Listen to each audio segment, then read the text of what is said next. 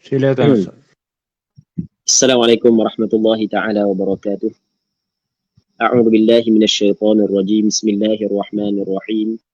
Alhamdulillahi rabbil alamin wassalatu wassalamu ala asyrafil anbiya'i wal mursalin wa ala alihi wa sahbihi ajma'in. Allahumma rabbi shrah li sadri wa yassir li amri wahlul 'uqdatam min lisani yafqahu qawli wa la hawla wa la quwwata illa billahil 'aliyyil 'azim. اللهم انفعنا بما علمتنا وعلمنا ما ينفعنا وعلمنا ما جهلنا وذكرنا ما نسينا اللهم يسر ولا تعسر رب تمم بالخير اللهم افتح علينا فتوح العارفين وفقنا توفيق الصالحين اللهم لا سهل إلا ما جعلته سهلا وأنت تجعل الحزن إذا شئت سهلا. Jadi insyaAllah pada malam ni kita sambung balik pengajian kitab Bulughul Maram yang membincangkan hadis yang berkait dengan hukum hakam yang dikarang oleh Al-Imam Al-Hafidh Ibnu Hajar Al-Asqalani rahimahullahu subhanahu wa ta'ala wa nafa'ana Allahu bi'ulumihi fid darain amin. Kita hadis yang ke-651 daripada kitab Bulughul Maram. Katanya wa 'an Ibni Abbas radhiyallahu anhuma qala فرض رسول الله صلى الله عليه وسلم زكاة الفطر طهرة للصائم من اللغو والرفث وطعمة للمساكين فمن أداها قبل الصلاة فهي زكاة مقبولة ومن أداها بعد الصلاة فهي صدقة من الصدقات رواه أبو داود وابن ماجه وصححه الحاكم. Maksudnya daripada Abdullah bin Abbas radhiyallahu taala anhuma, katanya Rasulullah sallallahu alaihi wasallam telah mengfardukan zakat fitrah untuk menyucikan diri orang yang berpuasa daripada perbuatan sia-sia dan kata-kata kotor yang dilakukannya ketika dia berpuasa, dan ia sebagai makanan kepada orang miskin. Barang siapa yang mengeluarkannya sebelum daripada sembahyang, maka ia adalah zakat yang diterima. Dan barang siapa yang mengeluarkannya sesudah solat hari raya, akan dianggap sebagai sedekah biasa. Hadis riwayat Imam Abu Dawud, Imam Ibnu Majah, dan dinilai sahih oleh Imam Hakim An-Naisaburi. Muslimin muslimat yang dirahmati oleh Allah Subhanahu wa taala. Kita masih lagi dalam perbincangan berkenaan dengan zakat al-fitr. Yang mana antara perkara yang diwajibkan kepada kita adalah zakat. Zakat dia ada zakat yang berkait dengan harta dan zakat yang berkait dengan tubuh badan. Zakat yang berkait dengan tubuh badan adalah zakat al-fitr. Jadi maksud dengan zakat yang berkait dengan tubuh badan adalah ketika mana seorang tu dia masih lagi hidup. Dia sempat penghujung Ramadan dan awal Syawal, permulaan Syawal, maka wajib dia kena mengeluarkan zakat fitrah. Wajib dia kena mengeluarkan zakat fitrah. Baik, ataupun zakatul fitr. Yang mana dalam hadis ni, Abdullah bin Abbas menceritakan bahawasanya Rasulullah telah mewajibkan. Maksudnya kewajipan zakat fitrah adalah kewajipan yang datang daripada Rasulullah, daripada utusan Allah Subhanahu wa taala, datang daripada Nabi Muhammad sallallahu alaihi wasallam sebagai utusan Allah. Kita pada hari ini tiada siapa pun yang boleh, tiada siapa pun yang mampu dan boleh menetapkan hukum, tidak boleh.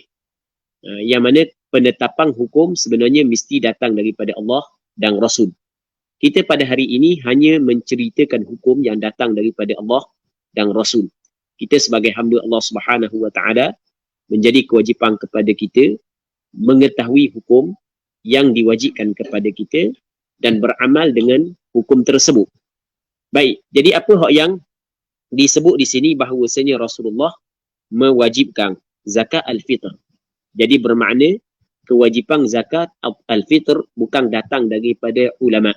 Jadi ulama dia tidak ada hak untuk meletakkan hukum. Ulama siapa pun dia, hebat lagu mana pun dia tidak ada hak untuk meletakkan hukum. Cuma dia meletakkan hukum adalah berpandukan kepada Al-Quran dan Hadis. Jadi bagaimana hak yang mereka itu fahami daripada Al-Quran dan Hadis. Tapi penghujungnya adalah Al-Quran dan Hadis. sama ada melalui dalil yang khusus ataupun dalil yang umum. Baik, muslimin muslimat yang dirahmati oleh Allah Subhanahu wa taala. Jadi Rasulullah sallallahu alaihi wasallam mewajibkan zakat al-fitr. Yang mana kalau kita tengok hikmah hikmah kefarduan zakat al-fitr adalah yang pertama, yang pertamanya adalah untuk menyucikan orang yang berpuasa itu daripada perkara yang sia-sia. Kita pada bulan Ramadan, walaupun kita berpuasa, walaupun kita dalam ibadat, banyak kita melakukan perkara yang sia-sia. Kalaulah para sahabat Rasulullah sallallahu alaihi wasallam ada melakukan perkara yang sia-sia, maka lebih teruk lagi kalau kita lebih teruk lagi melakukan perkara yang sia-sia. Dan hak yang lebih teruk lagi di kalangan orang Islam adalah tidak puasa terus. Ni hak yang puasa. Hak yang puasa pun melakukan perkara yang sia-sia. Maka Allah Ta'ala mewajibkan zakat al-fitr. Yang pertamanya adalah untuk menyucikan orang yang berpuasa daripada perkara yang sia-sia. Itu makna lagha. Jadi bermakna perkara yang sia-sia, ia mengotori orang yang berpuasa. Tu kita kena ingat. Kita nampak perkara sia-sia je, tak ada benda pun. Main game, duk sembang kosong. Kita nampak gitu je, tetapi sebenarnya perkara tersebut mengotori kita. Sebab kita ni sebenarnya kotor sebenarnya. Tetapi Allah Subhanahu Wa Taala tidak buka aib kita. Kalau Allah Subhanahu Wa Taala buka aib kita, kita tak tahu nak letak mana muka. Kita tak tahu nak letak mana muka kalau Allah Subhanahu Wa Taala buka aib kita. Sebab terlalu banyak kekotoran yang ada pada diri kita. Baik. Jadi Allah Subhanahu Wa Taala menutupi aib kita. Kalau Allah Taala buka tak tahu mana mayo. Mana tak tahu. Tak tahu nak letak mana muka. Allah Rabbi. Muslimin muslimat yang dirahmati oleh Allah Subhanahu Wa Taala. Maka antara perkara yang Allah Subhanahu Wa Taala jadikan ia menjadi pembersih. Ia menjadi pembersih kepada diri kita adalah berpuasa. Membayar zakat al-fitr. Dan begitu juga sebagai pembersih kepada orang yang berpuasa daripada perkataan-perkataan yang kotor. Saat ini perkara yang lara, perkataan yang kotor, perkataan yang keji, mencarut, cakap lucah. Sepatutnya orang yang berpuasa, orang yang dalam ibadat, dia kena jaga percakapan dia. Tapi kadang-kadang kita tidak jaga percakapan. Bukan kadang-kadang, banyak kita tidak jaga percakapan kita. Jadi apabila kita tidak jaga percakapan kita, maka kotor kita. Maka zakat al-fitr adalah pembersih kepada kekotoran tersebut. Dan yang ketiganya adalah wa tu'matan lil masakin. Ia menjadi makanan kepada orang miskin. Kita sepanjang Ramadan kita berpuasa, kita tidak makan. Jadi apabila sepanjang Ramadan kita tidak makan, apabila masuk je 1 Syawal, maka kita telah menutupi, maksudnya kita telah keluar daripada berpuasa, kita masuk dalam berbuka. Maka di sana ada golongan yang tidak mampu untuk makan seperti mana kita makan. Di sana ada golongan susah. Bukan manusia, bukan senang baka. Cuma kesusahan seseorang saat itu kadang-kadang kecuaian daripada dia, kadang-kadang bukan kecuaian. Ada kesusahan kecuaian daripada dia. Ada kesusahan kecuaian. Maksud benda kecuaian, dia mampu untuk berusaha, dia tidak berusaha, itu dipanggil kecuaian daripada dia. Dan banyak. Sebab itulah apabila Allah Subhanahu Wa Taala bagi kita 4 kerak tulang, jadi kita kena usaha. Jangan kita hanya berharap kepada orang sahaja, kita kena berusaha. Baik. Macam yang Ana tadi, Ana dengar ada satu cerita tadi, orang mari ceritakan, dia kata ada, dia cerita sekian. Dia cerah dah 2 tu. Cerah dah dia. Sebab dia cerah. Sebab tu lelaki dia malah kerja. Okey, itu mana benda? Punca daripada benda kecuaian daripada diri dia. Ada orang yang memang dia tidak mampu untuk mencari rezeki. Tidak pandai untuk mencari rezeki. Ada orang oleh kerana kecacatan, oleh kerana masalah, penyakit dan seumpamanya, siapa dia tidak mampu untuk mencari rezeki. Okey, itu tak ada masalah. Itu tidak dikirakan suatu kecuaian. Tetapi kalau Allah Ta'ala bagi kekuatan, tapi dia masih lagi cuai dalam mencari rezeki, itu jadi bermasalah lah dia. Cuma dalam masalah,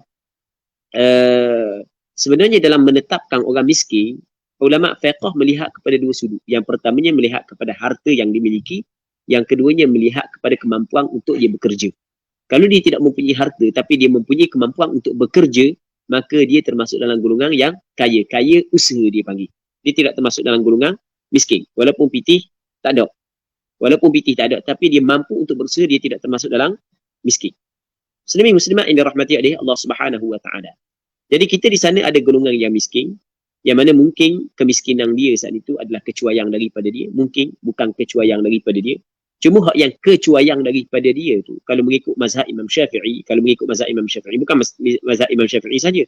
Bahkan kita tengok boleh dikatakan sepakat ulama fiqh, kerana di sana ada hadis yang sahih ketika ada dua orang lelaki mari minta sedekah daripada Rasulullah, sedangkan dua lelaki tu gagah, maka Rasulullah tengok atas bawah, Rasulullah kata dia, kalau sekiranya mung layak dipersilakan. Itu maksud daripada perkataan Rasulullah. Tapi mungkin ingat sedekah ini tidak layak kepada orang hak yang mampu untuk bekerja. Orang hak yang kuat mampu untuk bekerja, dia tidak layak sedekah ni. Sebab itulah ulama melihat juga kepada kemampuan untuk dia bekerja.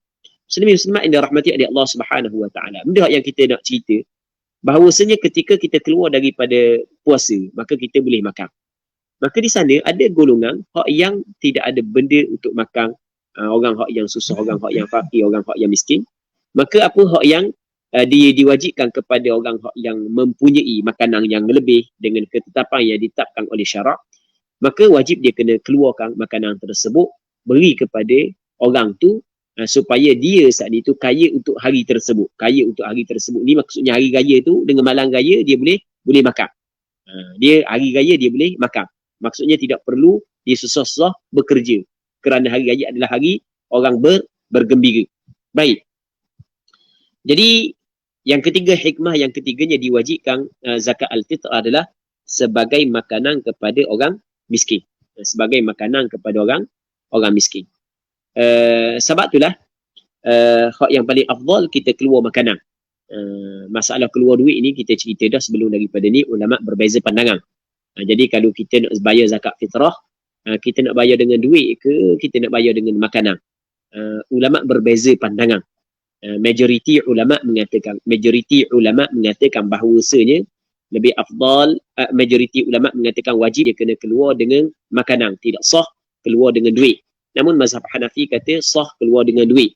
Jadi kalau kita tengok majoriti kata tidak sah, maka oleh kerana nak keluar daripada khilaf, maka afdalnya kita keluar dengan makanan, bukan dengan duit. Sebab dalam hadis jelas Rasul kata tu'matan lil masakin, sebagai makanan kepada orang miskin. Begitu juga hadis yang sebelum daripada ni yang diriwayat daripada Abdullah bin Umar, yang mana Rasulullah mewajibkan zakat fitr sa'an min tamrin atau sa'an min sya'ir, segantang daripada tamar dan ataupun segantang daripada bali. Tapi kalau bagi orang yang ingin keluar dengan duit, sebagaimana masyarakat kita semua keluar dengan duit, sampai setengah daripada masyarakat kita tak tahu boleh keluar dengan beras sebagai contoh, maka tak ada masalah, bukan salah. Sebab ada pandangan ulama mu'tabar, yang mengharuskan. Tetapi pada asalnya kalau kita tengok kepada hadis-hadis yang berkait dengan zakat fitr adalah keluar makanan, maka lebih afdal keluar makanan, kerana ia dapat keluar daripada khilaf, kerana khilaf di antara sah ataupun tidak. Majoriti kata tidak sah, segelintir mengatakan sah. Jadi oleh kerana khilaf di antara sah ataupun tidak, maka afdal keluar makanan. Namun di sana ada pandangan sebahagian daripada ulama masa kini mengatakan afdal keluar duit, kerana ia lebih bermanfaat kepada fakir miskin. Baik, dia lebih bermanfaat kepada fakir miskin kalau keluar duit. Sebab maksudnya kalau keluar duit, banyak perkara yang dia boleh buat. Kalau kita tengok perkataan tersebut, maksudnya perkataan tersebut, walaupun sebahagian daripada ulama-ulama besar masa kini yang mengatakan perkataan tersebut, tetapi sebenarnya perkataan tersebut masih lagi boleh dikritik perkataan tersebut, kerana secara jelasnya dalam hadis menyebut makanan, dan majoriti ulama mengatakan tidak sah duit.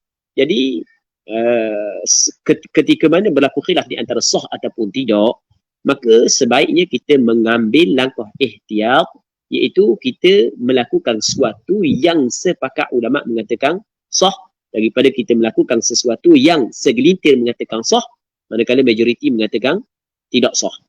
Okey, itu perkara yang penting yang perlu kita kena tahu. Melainkan kalau keluar makanan pada tempat tersebut, masyarakat tu tak pandai nak buat benda. Kalau buat pergi begah, masyarakat situ tak pandai nak masak, Kalau pergi gandung ke masyarakat situ tak pandai nak masak, baru kita kata benda afdal bagi duit. Sebab dia boleh beli roti sebagai contoh. Contohlah kita kata ada sesebuah negara saat itu makanan dia beli semua. Sebab ke masyarakat dia tak pandai masak. Sebab makanan beli lebih murah daripada masak sebagai contoh. Jadi kalau berah ke gandung ke mereka tak pandai nak masak. Nak buat mana tak tahu. Boleh mungkin buang saja. Okey, ketika tu tak ada masalah lah. Kita bagi duit. Bolehlah kita kata bagi duit sebab kalau bagi gandum benda yang dia dapat manfaat daripada gandum tersebut sebab dia tak pandai masak. Tapi tidak, rasanya tak ada masyarakat yang tak pandai masak. Ada masyarakat yang tak pandai masak. Mana ada masyarakat yang tidak pandai masak. Yang kira orang lelaki. Orang puang, kira orang puang. Baik, Muslimin muslimat yang dirahmati oleh Allah Subhanahu wa taala. Katanya, barang siapa yang mengeluarkannya sebelum solat hari raya akan menjadi zakat fitrah yang diterima. Jadi Rasulullah sallallahu alaihi wasallam meletakkan barang siapa yang keluar sebelum daripada orang menunaikan sembahyang hari raya, maka ia adalah zakat yang diterima. Sebab itulah kata ulama, waktu wajib zakat fitr apabila terbenam matahari pada malam raya. Waktu yang paling afdal kita keluar adalah pada pagi hari sebelum daripada hari raya. Sebelum daripada hari raya. Waktu yang paling afdal kita keluarkan. Baik. Adakah wajib kita bayar zakat fitr kepada pusat zakat? Dia tidak wajib. Cuma tidak wajib kita bayar. Maksudnya, kalau tak bayar ke pusat zakat, siapa ke tak sah zakat fitr kita? Itu tidak betul. Itu adalah mengaruh. Ada orang kata kalau tak bayar ke pusat zakat fitr, maka tak sah. Itu mengaruh. Itu mengaruh. Awan dia cakap lagu tu. Dia ambil iman dia hukum. Dia hukum mengikut pada otak diri. Jadi boleh kita bayar kepada zakat pusat zakat dan boleh kita bagi sendiri zakat fitr. Kita boleh bayar kepada pusat zakat dan boleh kita bagi diri. Jadi kalau buat keluar kenyataan bahawasanya tidak sah keluar zakat, kalau keluar diri zakat fitr, maka waktu adalah mengaruh. Waktu hukum mengikut pada otak sendiri. Hukum mengikut pada otak. Itu tidak ada sandaran daripada Al-Quran dan hadis. Hukum hak yang bid'ah, hukum hak mengaruh. Walaupun keluar daripada orang-orang hak yang masyhur di kalangan masyarakat kita. Itu sebenarnya hukum mengaruh. Baik, muslimin muslimat yang dirahmati oleh Allah Subhanahu wa taala. Baik, kadang-kadang orang kita ni dia terlalu terlalu gaduh. Kadang-kadang terlalu gaduh dalam meletakkan sesuatu hukum. Terlalu gaduh. Hak tak sah, hak ni tak sah. Mana boleh begitu. Benda-benda kita kena tengok bagaimanakah cara yang dilakukan oleh para sahabat Nabi sallallahu alaihi wasallam. Bagaimanakah cara yang dilakukan oleh para alim ulama yang disebut oleh ulama-ulama mu'tabar. Baik. Dia tak ada masalah nak bayar sendiri pun tak ada masalah, nak keluar melalui zakat pusat zakat pun tak ada masalah. Kalau kita tidak tahu siapa fakir miskin, sebaiknya kita bagi kepada pusat zakat. Mungkin mereka lebih mengetahui. Okey, mungkin mereka lebih mengetahui. Mungkin kita tidak yakin. Sebab benda kita tidak yakin? Kerana kadang-kadang dalam satu kampung masih lagi ada orang fakir miskin yang senyap je tapi tidak sampai pun zakat kepada dia. Sebab kita katakan benda mungkin mereka lebih mengetahui. Adakah kita yakin mereka lebih mengetahui? Tidak. Okey, boleh faham? Tidak. Sebab realitinya masih lagi ada fakir miskin yang tercicir. Tidak gitu. Kena percaya. Masih lagi ada fakir miskin yang tercicir. Baik, sebab itulah kita kata mungkin mereka lebih mengetahui. Tetapi kalau sekiranya kita tahu, tak ada masalah kita bagi sendiri. Jadi kesimpulan, boleh kita bagi sendiri dan boleh kita serah kepada pusat zakat. Kalau kita tidak mampu mengenali, buat pengecaman terhadap fakir miskin, serahlah kepada pusat zakat. Baik. Muslimin muslimat yang dirahmati oleh Allah Subhanahu wa taala. Kata Nabi sallallahu alaihi wasallam, barang siapa yang mengeluarkannya sebelum solat hari raya akan menjadi zakat fitrah yang diterima. Kalau dia keluarkan sebelum daripada sembahyang hari raya. Dia waktu yang paling afdal mengeluarkan zakat fitr adalah sebelum daripada sembahyang hari raya. Waktu yang paling afdal. Dia waktu wajib apabila terbenam matahari. Itu waktu wajib. Maksudnya sebelum daripada itu tak wajib lagi. Kalau nak keluar sebelum daripada waktu wajib boleh ke tak? Maka ulama kata kena tengok. Kalau sebelum sehari, sebelum 2 hari, waktu majoriti kata boleh. Majoriti kata ulama boleh. Jadi sebelum sehari, sebelum 2 hari, majoriti ulama kata boleh. Tapi kalau sebelum daripada tu, awal Ramadan ke tengah Ramadan ke, boleh ke tak? Tu berlaku khilaf. Ada setengah kata tak boleh, setengah kata boleh. Okey, boleh faham? Jadi kita nak buat apa jua ibadat, sebaik-baiknya kita mengambil langkah ihtiyat. Jadi kalau kita nak keluar awal sekalipun, hak comelnya kita keluar sehari ataupun 2 hari sebelum raya. Hak tu hak yang paling comel. Okey, boleh faham kan? Hak tu hak yang paling comel. Muslimin muslimat yang dirahmati oleh Allah Subhanahu wa taala. Sebenarnya ketika kita keluar sebelum daripada, perhati molek, kita keluar sebelum daripada hari raya. Kalau kita keluar zakat fitr, tiba-tiba orang tu mati sebelum daripada hari raya. Berarti molek. Dia banyak hukum di situ tu. Antaranya, jadi tak zakat fitr dia? Tak jadi. Jadi apabila tak jadi zakat fitr dia. Sebab dia apabila dibayar awal, dia panggil benda zakat yang disegerakan sebelum daripada sampai masa wajib. Tu boleh faham? Zakat tu disegerakan sebelum daripada sampai masa wajib. Dah jadi tak zakat fitr kalau dia mati? Okey, tak jadi. Dia akan timbul lagi. Dah kalau tak jadi, boleh tak minta semula? Boleh. Pula dah. Boleh minta semula. Sebab dia keluar saat itu zakat fitr. Sedangkan dia tidak wajib zakat fitr pada dia sebab dia mati sebelum daripada hari raya. Bukan dia minta, keluarga dia minta mula. Dia kata nak minta mula, benda piti hak bui puluh ya untuk bayar tu. Hak ayah hamba tu bayar nak minta mula. Okey. Sebab sekarang ni zakat yang diberi sebelum daripada benda masa wajib. Jadi apabila dia mati, jadi ternyata tak jadi, tak wajib rupanya. Jadi boleh ambil mula. Okey, boleh faham kan? Boleh ambil mula. Dia akan lagi Allah puluh ya kira benda. Masalah puluh ya kira benda kalau ada anak yatim. Ada anak yatim di kalangan ahli waris. Macam mana? Maksudnya ada perbincangan di situ sebenarnya. Ada perbincangan. Jangan main-main gurah. Sebenarnya ada perbincangan. Tu. Okey, boleh faham kan? Sebab dia sekarang ni apabila kita bayar awal, jadi kita maksudnya kita mendahulukan pembayaran zakat sebelum daripada sampai masa wajib. Tiba-tiba ternyata tidak wajib. Boleh kita minta semula ke tak? Boleh kita minta semula. Jangan main. Baik. Tapi sebenarnya ada perbincangan lah. Cuma nak khabar secara ringkas sahaja.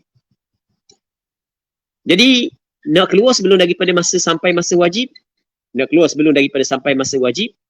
kena tengok. Kalau sehari sebelum, 2 hari sebelum, tu majoriti ulama' kata boleh.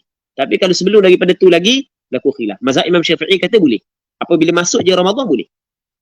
Kerana zakat fitr adalah wajib bagi orang yang sempat 1 juzuk daripada Ramadan dan 1 juzuk daripada Syawal. Ketika masuk je Ramadan, ada dah salah satu daripada 2 perkara. Jadi apabila ada salah satu daripada 2 perkara, maka sah. Dia bayar zakat. Okey, boleh faham kan?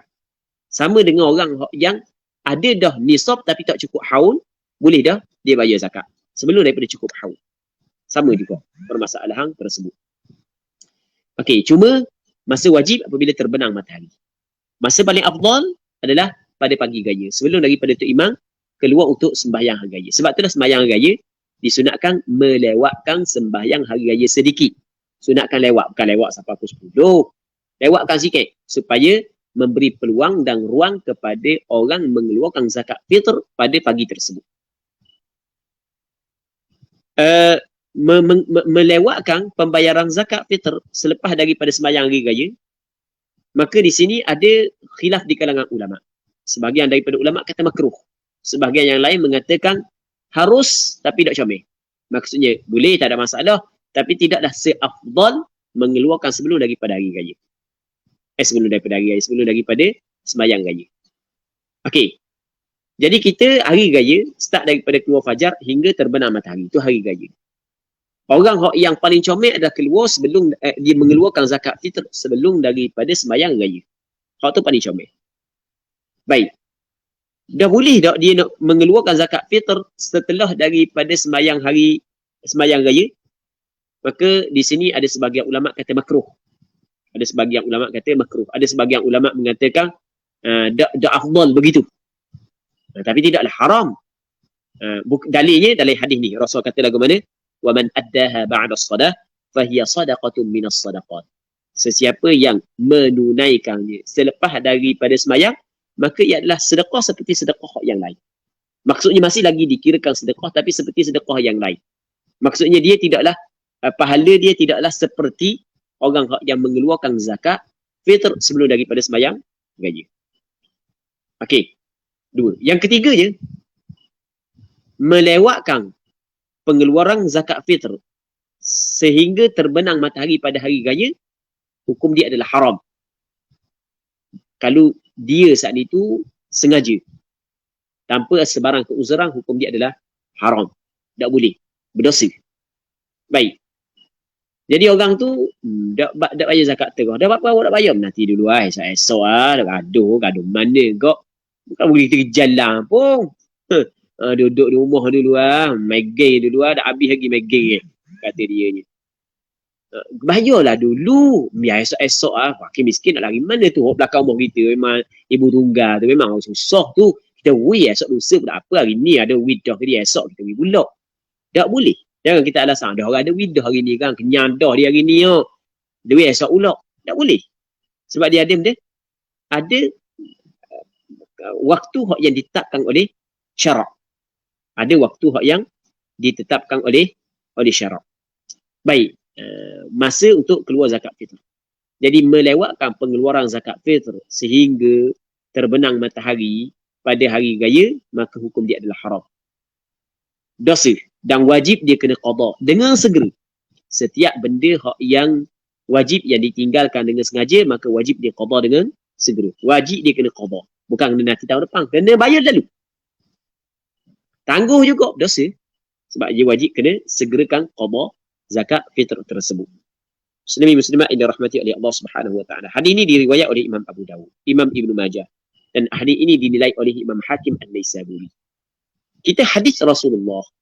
Hadis Rasulullah adalah benda yang cukup mulia di sisi kita. Setiap orang Islam mesti kena memuliakan hadis Rasulullah. Setiap orang Islam mesti kena memuliakan hadis Rasulullah. Kerana hadis Rasulullah adalah benda yang keluar daripada Rasulullah berdasarkan wahyu yang diwahyukan kepada Nabi sallallahu alaihi wasallam. Jadi sebab itulah benda yang perlu diagung-agungkan. Perkara yang perlu dimuliakan. Perkara yang perlu diletak di atas kepala. Kalau cakap kita letak atas kepala, kena junjung benda lagu ni. Jangan bila kita dengar hadis macam kita dengar orang duduk balah di parlimen. Bukan. Jadi balah dengan parlimen gitu aja dapat lagi mana kabut dengar. Bukan gitu. Kita orang Islam, kita kena meletakkan hadis adalah pada tempat yang paling mulia. Imam Malik radhiyallahu taala anhu ketika dengar hadis Allah Rabbi, dia jaga adab sejaga-jaganya. Dia jaga adab. Sebab itulah ada keberkatan. Kita kalau kita nak ada keberkatan, maka begitulah kita kena beradab dengan majlis ilmu, dengan benda-benda yang berkait dengan agama, kita perlu beradab.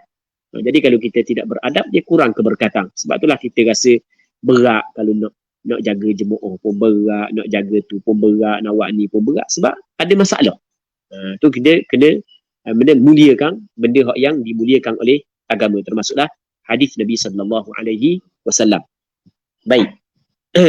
Jadi antara cara memuliakan hadis Rasulullah, ketika kita dengar hadis Rasulullah, benda yang Rasul khabar, terus kita beramal. Jadi yang ni jelas Rasulullah sallallahu alaihi wasallam memerintahkan kepada kita, mewajibkan ataupun memerintahkan kepada kita supaya mengeluarkan zakat fitr sebelum daripada orang menunaikan sembahyang hari raya. Maka kita keluar. Akan datang kita akan keluar. Jadi kita kena tekad dalam hati, tahun depan kalau Allah Taala panjangkan umur, aku nak keluar zakat fitr pada waktu yang paling afdal, iaitu pada pagi raya sebelum daripada orang melaksanakan sembahyang hari raya. Baik. Seterusnya, anjuran bersedekah. Babu sadaqati tatawwu'. Bab pada membincangkan tentang sedekah tatawwu', sedekah sunat. Sebelum ni kita bincang sedekah wajib. Yang kita bincang bab zakat saat itu adalah sedekah wajib. Ni kita nak masuk perbincangan sedekah sunat. Allah Rabbi, Allah Subhanahu wa taala, dia menciptakan neraka dan menciptakan syurga. Dan Allah Ta'ala menciptakan neraka, dalam masa yang sama Allah Ta'ala menciptakan penghuni neraka. Begitu juga Allah Subhanahu Wa Taala menciptakan syurga dan Allah Taala menciptakan penghuni syurga. Di sana ada perkara yang Allah Subhanahu Wa Taala jadikan ia sebagai amalan untuk mendapat syurga, dan di sana ada perkara yang Allah Subhanahu Wa Taala ciptakan ataupun Allah Taala tetapkan ia adalah perbuatan yang menjadi ataupun yang menjadi laluan kepada neraka Allah Subhanahu Wa Taala. Di sana ada perbuatan-perbuatan yang menjadi tiket ataupun tiket untuk mendapat neraka Allah. Di sana ada amalan yang menjadi tiket untuk mendapat syurga Allah Subhanahu Wa Taala. Kebaikan untuk kita mencapai syurga Allah Subhanahu Wa Taala begitu banyak. Antaranya adalah sedekah tatawwu', sedekah sunat. Muslimin muslimat yang dirahmati oleh Allah Subhanahu Wa Taala. Katanya an Abi Hurairah radhiyallahu anhu, an Nabi sallallahu alaihi wasallam qala sab'atun yudhilluhum Allah fi dhillihi yawma la dhilla illa dhilluh. Fadzakara al-hadits wa fihi wa rajulun tasaddaqa bi sadaqatin fa akhfaha hatta la ta'lama shimaluhu ma tunfiqu yaminuhu. Muttafaqun alaih. Daripada Abi Hurairah radhiyallahu taala anhu meriwayatkan Nabi sallallahu alaihi wasallam telah bersabda, ada 7 jenis orang yang akan mendapat naungan daripada Allah di hari tiada naungan kecuali hanya naungan Allah Subhanahu Wa Taala. Perjalanan kita masih lagi panjang. Perjalanan kita masih lagi panjang. Sekarang ni kita berada di alam dunia. Kita berada di atas dunia. Lepas daripada kita alam dunia, kita akan bertemu dengan alam barzakh. Kita bertemu dengan alam barzakh. Lepas daripada alam barzakh, kita akan melalui alam mahsyar. Kita akan dihimpunkan di padang mahsyar, tempat yang akan dihimpun seluruh manusia, seluruh jin dan manusia. Baik. Lepas tu barulah akan diputuskan sama ada ke syurga ataupun ke neraka. Dan benda ni akan dilalui oleh setiap daripada kita. Sama ada kita nak ataupun tidak. Sama ada kita ingin ataupun tidak, mesti kita kena lalui benda ni. Yang penting kita sekarang ni kita mesti kena buat tanggungjawab kita. Kita kena mempersiapkan bekalan-bekalan yang kita akan guna di hari akhirat nanti. Muslimin muslimat yang dirahmati oleh Allah Subhanahu Wa Taala. Di padang mahsyar, hamba-hamba Allah Subhanahu Wa Taala kedudukan dia berbeza. Ada orang yang berada dalam tempat yang ataupun berada dalam kawasan yang baik, dan ada orang yang berada dalam kawasan yang tidak baik. Ada orang di padang mahsyar, orang yang berada dalam kesusahan, ada orang yang berada dalam kesenangan. Tidak sama. Baik. Jadi kita pada hari ini, orang Islam dia dengar belaka benda ni. Dia percaya belaka benda ni. Cuma kekuatan untuk beramal, itu bukan semua orang ada. Kekuatan untuk beramal bukan semua orang ada. Ada orang Allah Ta'ala bagi kekuatan kepada dia untuk beramal, untuk mengumpulkan bekalan-bekalan yang akan dia guna selepas daripada dia meninggal dunia. Dari sana ada orang dengar siang malam, tapi tidak terdetik dalam hati dia untuk mempersiapkan. Bukan dia tidak tahu. Dia tahu. Dia akan pergi. Dia akan tahu. Dia akan tinggal belaka.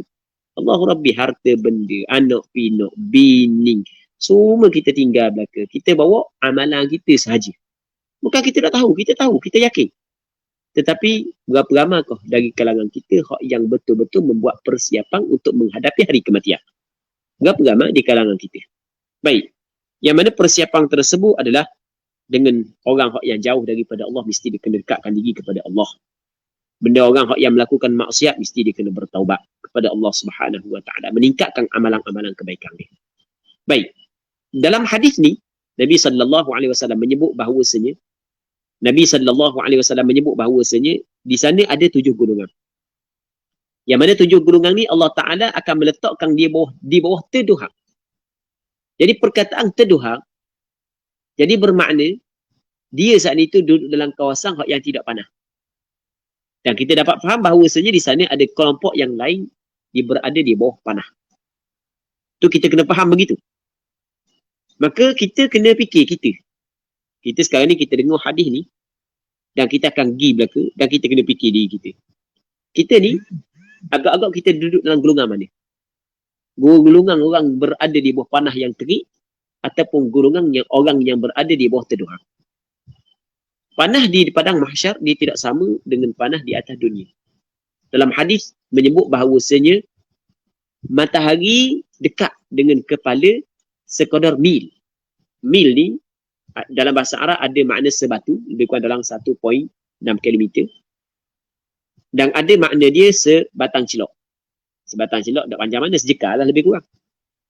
Dekatnya matahari dengan kepala. Allahu Rabbi panah. Kita lah ni matahari dengan kita tak tahu berapa juta kilometer, tapi tekah musim panah berasak rasa kepala. Kita tak tahu. Memang cukup panas di sana.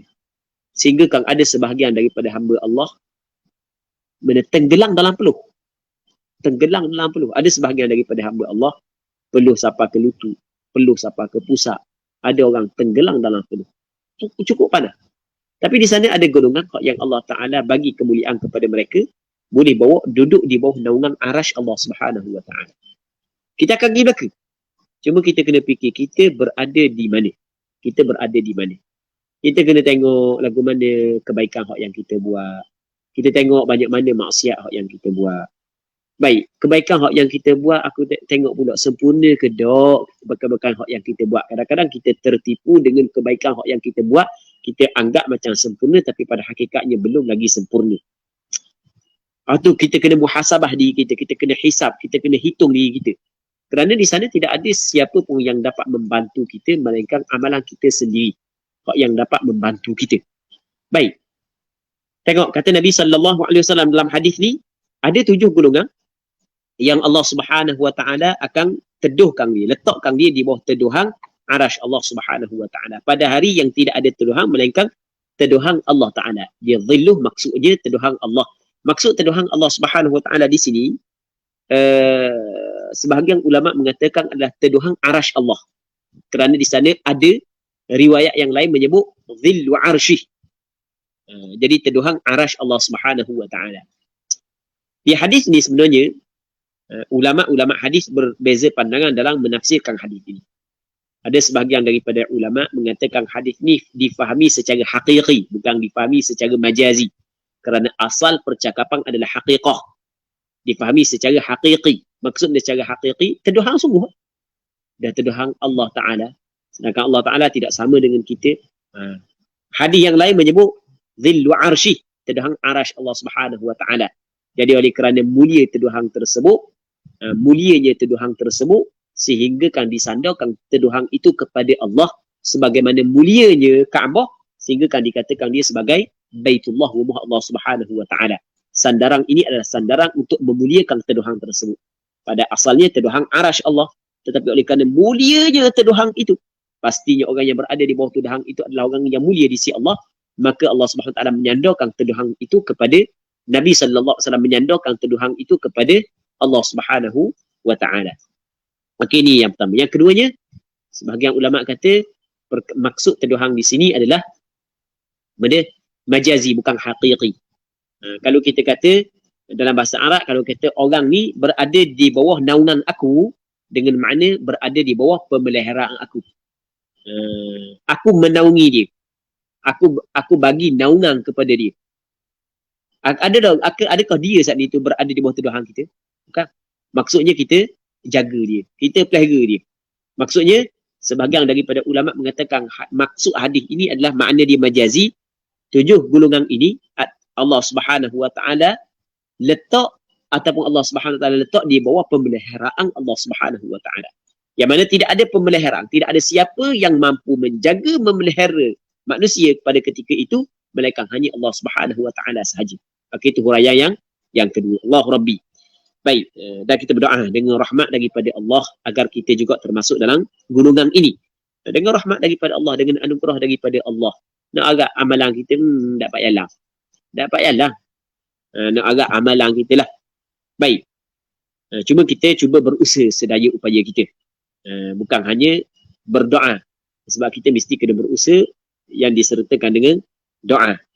Atau doa yang disertakan dengan usaha. Jadi kita berdoa, tapi dalam masa yang sama kita berusaha. Kita tidak meninggal untuk kita berusaha. Kita tidak tinggalkan usaha. Antara lain disebutkan dia ada 7 golongan. Hak last sekali adalah seorang lelaki. Dia rajulun, seorang lelaki. Itu asal makna rajul, seorang lelaki. Lelaki di sini bukanlah menjadi syarat lah. Sebenarnya perempuan pun masuk juga. Yang mengeluarkan sedekahnya dengan sembunyi, sehingga tangan kirinya tidak mengetahui apa yang disedekahkan oleh tangan kanannya. Dia mengeluarkan zakat, sedekah sunat dengan sembunyi, dan orang tak tahu, sehingga kan tangan kanan dia, tangan kiri tidak mengetahui apa yang dilakukan oleh tangan kanan. Nak wayak, ni kiasan daripada cukup sembunyi sedekah dia. Tapi bukanlah bermakna sedekah secara nyata depan orang tak ada pahala, bukan. Sebab Allah Subhanahu Wa Taala menyebut dalam Al-Quranul Karim, in tubdus sadaqati fa ni'mahi. Kalau sekiranya menzahirkan sedekah, maka itu adalah hak tu adalah baik sebenarnya kalau menzahirkan sedekah. Tapi wa in tukhfuha wa tu'tuhal fuqara fa huwa khairul lakum. Tapi kalau sekiranya menyembunyikan sedekah, memberi kepada fakir miskin, itu adalah lebih baik bagi kamu. Baik. Ni adalah benda peluang kepada orang yang mempunyai harta. Dia tak semesti orang harta banyak. Dia sebenarnya pemurah ni dia bukan mesti harta banyak.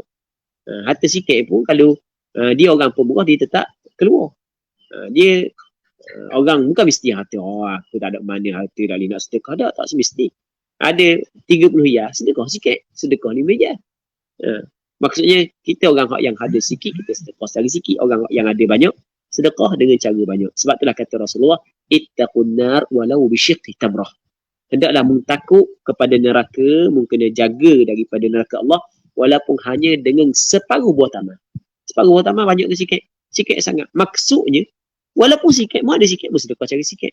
Mu ada banyak, sedekah cara banyak. Jangan nanti aku banyak baru kena sedekah, tak. Orang yang kalau lagu tu, pegangan dia, memang kalau dia banyak, dia tidak akan sedekah. Sebab dia telah sifat kerekuk bakhil ada dalam diri dia. Okay, boleh faham. Dia sifat pemurah ni, dia bukan ketika harta banyak, ketika harta sikit pun, dia boleh buat. Ada apalah, nanti aku ada harta banyak, aku kaya, jadi dia mikir macam mak jeneng. Jadi kalau aku kaya, baru aku sedekah. Kalau aku kaya, baru aku sedekah. Maka, percaya orang lagu ni, bila dia kaya sekalipun, dia tidak akan sedekah. Macam kita kata gini ya, orang ngaji Al-Quran tu. Nanti ada masa lapang sikit baru nak ngaji Quran. Jangan percaya. Siapa masa lapang pun dia tak akan ngaji Quran. Dah ulang tu gi agak dengar belajar. Nanti nak gi kok, tapi minggu depan nak gi. Agak-agak minggu depan gi tak? Tak gi. Macam kita tak payah tengok orang lain, kita tengok kita sendiri. Kita nak buat sesuatu yang kita malas sekarang ni, kita kata apa, aku esok benda ni. Esok tak buat agak. Tak buat agak. Yang gitu kita. Ya, benda-benda kena selalu. Itu kaedah dia. Muslimin muslimat yang dirahmati oleh Allah Subhanahu Wa Taala. Jadi untuk malam ni kita berhenti sini dulu. Kita berdoa kepada Allah agar Allah Subhanahu Wa Taala mengampun dosa kita, memaafkan kesilapan dan kesalahan kita, menutupi kesalahan dan keaiban kita. Dan semoga Allah Subhanahu Wa Taala memberi kekuatan kepada kita untuk kita beramal dengan apa yang kita bincang pada malam yang mulia ini. Wallahu Subhanahu Wa Taala a'la wa alam. Sallallahu ala sayyidina Muhammad wa ala alihi wa sahbihi ajma'in. Walhamdulillahi rabbil alamin.